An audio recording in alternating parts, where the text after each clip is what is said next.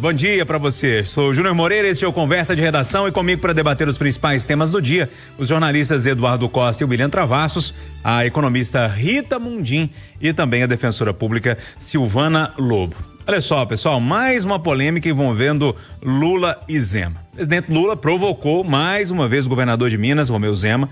Os dois cumpriram agendas em comum nessa terça em Betim e também em Ouro Branco. Zema, que discursou antes, voltou a dizer que assumiu a gestão em 2019 com o estado falido e com grandes dificuldades, inclusive citando o ex-governador Fernando Pimentel. Em resposta à provocação, Lula disse que pode olhar na cara de Zema e afirmar que o chefe do executivo que mais investiu em Minas Gerais e desafiou o governador a comparar os números com a gestão do ex-presidente Jair Bolsonaro. Eduardo, mais uma treta aí, todo mundo de olho em 2026. Bom dia. Bom dia para todos. Ô Júnior, na briga do Zema com o Lula, eu fico com o Tarcísio. Vou tentar explicar. Tudo que o Zema falou e vem falando do PT e do Lula, tá certo, é verdade.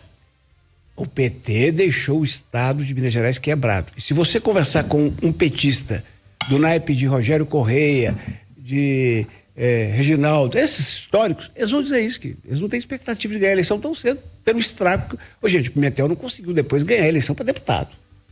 Então, tudo que o Zema fala é verdade. Pegou o estado quebrado, etc. e tal.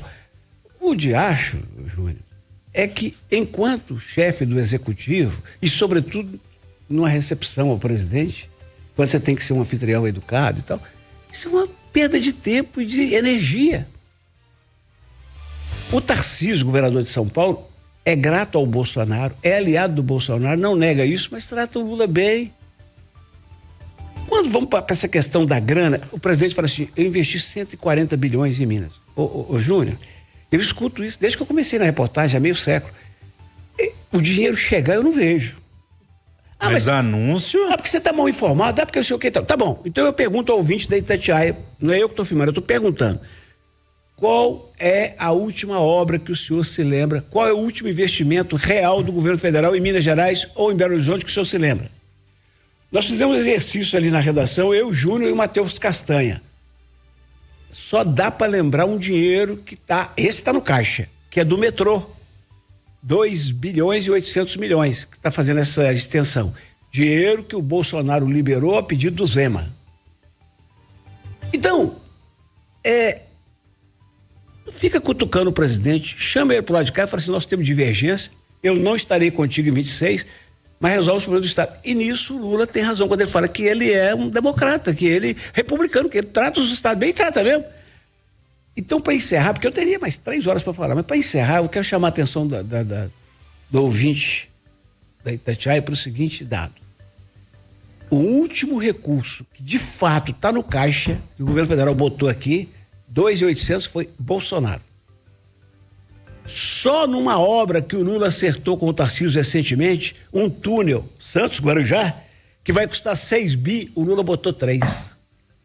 Então, tudo o que o Lula... Gente, isso não é um ataque ao PT, ao Lula, não. Eu não lembro. Porque fala assim, nós estamos investindo na 381, PPP. Mas nós vamos fazer daqui a Caeteba, cadê? Até hoje, nada, anel rodoviário, até hoje eu não vi um centavo. Então, do que eu vi de fato... que o Bolsonaro botou aqui no metrô, que é pouco, o Lula não botou. Eu não lembro, nesses 3 mandatos dele, desde 2000. Então, mas aí o Zema, ao cutucar, dá o palanque para ele, né, amigo? Ô, Rita Mundim, queria sua análise aí de mais essa rusga entre governador e presidente. Bom dia. Oi, Júnior, bom dia. Na minha análise, eu acho que, na verdade, o que nós tivemos ontem foi uma prévia de 2026. Eles estavam em plena campanha. O Zema chamando atenção pela forma, uma forma austera. Ele falou dos ministérios, comparou os ministérios com a secretaria e disse que time para ganhar jogo não precisa de 30, 40 em campo, precisa de 11 craques. Então, na verdade, foi uma prévia do que a gente vai ver daqui para frente. Então, é oposição e situação.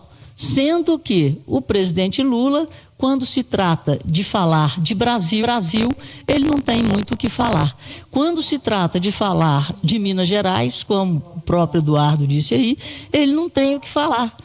porque não só o Lula, mas também a Dilma, havia uma expectativa muito grande com o governo petista de Dilma Rousseff, porque o Pimentel tinha sido ministro da Dilma e ele era governador de Minas e não veio dinheiro nenhum, nada foi feito em Minas.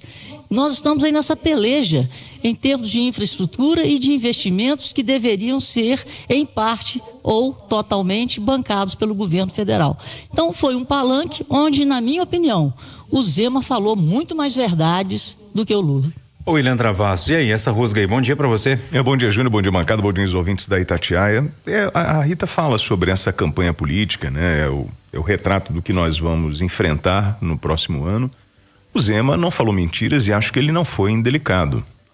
Ele simplesmente... A gente tem que entender que são dois modelos de administração, né? Água e azeite. O Zema é a água, mais leve, e o Lula é aquela administração mais pesada do azeite. Quando o Lula compara, né, o governo dele com o governo do Bolsonaro, ele esquece de falar do que o governo Bolsonaro enfrentou no período de pandemia.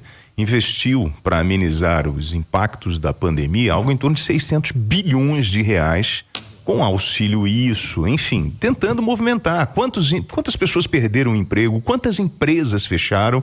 Então, assim, é muito surreal, e aí ele busca o Aécio, né, dizendo, olha, no momento do Aécio, a situação é outra, completamente diferente. Eu acho que vocês podem falar melhor sobre a administração do Aécio e tudo que aconteceu naquele período, mas vejo um grande equívoco do presidente Lula tentar bater nessa tecla, dizendo que ele é o presidente que mais ajuda Minas Gerais. Hoje, no momento, isso não é verdade, e não dá para comparar um governo que enfrentou a maior crise humanitária do planeta com um que está estimulando cada vez mais o consumo, que tem outra metodologia, é outra história.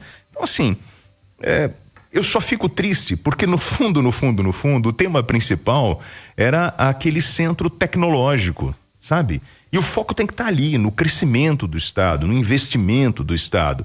E no fundo a turma está usando para política, para tentar emplacar uma narrativa ou outra. Mas se a gente for pegar o Zema e a forma com que ele está administrando, ele realmente conseguiu tirar o Estado de uma situação muito crítica, onde nem os funcionários recebiam salário.